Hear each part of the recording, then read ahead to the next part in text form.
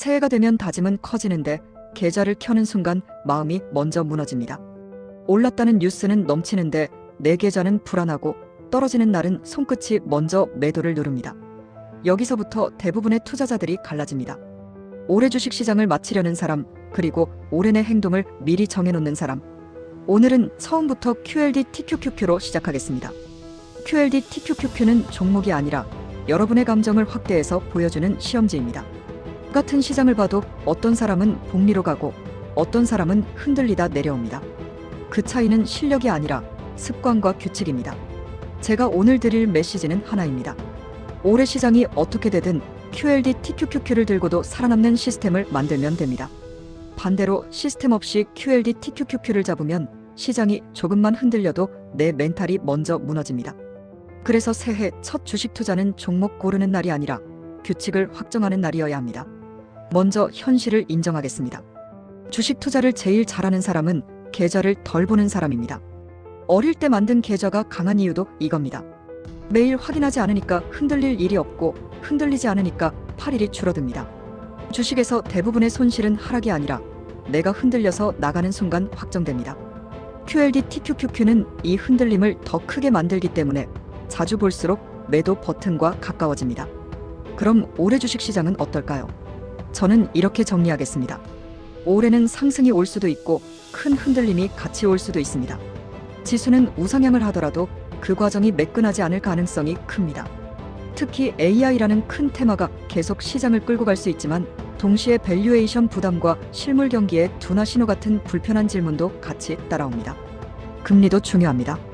금리가 완만하게 내려가면 숫자만 보고 낙관하기 쉽지만 시장은 항상 다음 장면을 보여줍니다. 경기가 꺾이지 않는지, 기업 이익이 실제로 따라오는지, 정책 변수나 관세 같은 충격이 갑자기 튀어나오지 않는지. 이런 변수들은 예측이 아니라 대비의 영역입니다. 그래서 올해는 방향을 맞추는 사람이 아니라 흔들림을 견디는 사람이 이깁니다. 여기서 QLD TQQQ 이야기를 더 깊게 하겠습니다. QLD는 나스닥을 2배로, TQQQ는 3배로 움직이는 구조입니다. 이 말은 수익도 빠르지만 흔들림도 빠르다는 뜻입니다. 그래서 올해 QLD TQQQ 투자에서 가장 중요한 것은 매수법이 아니라 멘탈을 지키는 구조입니다.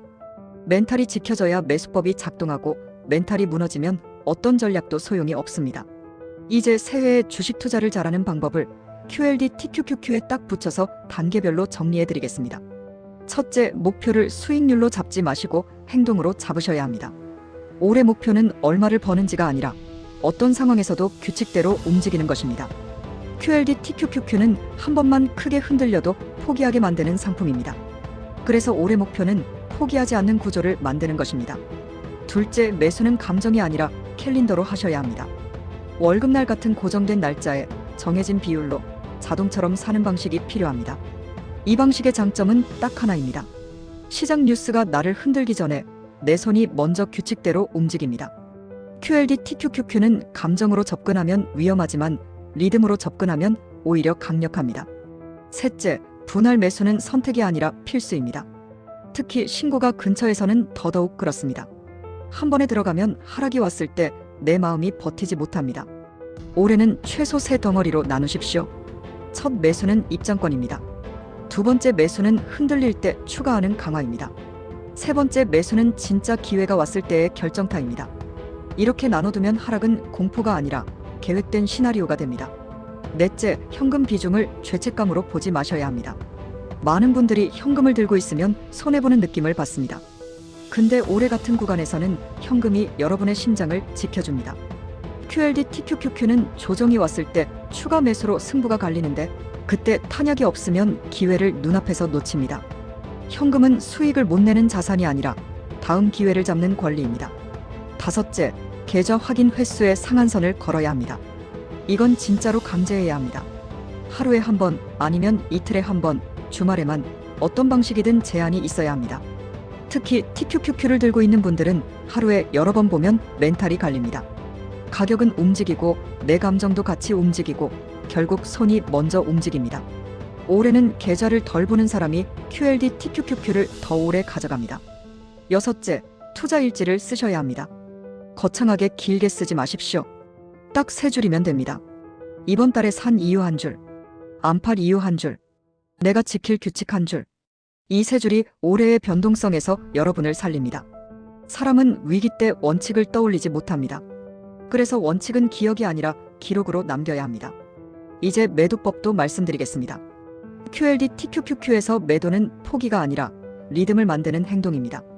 올해 상승장이 온다고 가정해도 중간에 조정은 반드시 옵니다. 그래서 전고점 부근이나 큰 상승 이후에는 일부를 정리해서 현금을 확보하는 규칙이 필요합니다. 여기서 중요한 것은 전량 매도가 아닙니다. 일부만 정리하십시오. 그래야 상승이 더 이어져도 배가 아프지 않고 하락이 와도 다시 살 수 있습니다. QLD TQQQ는 위로 갈 때 빠르기 때문에 일부만 정리해도 멘탈이 안정됩니다.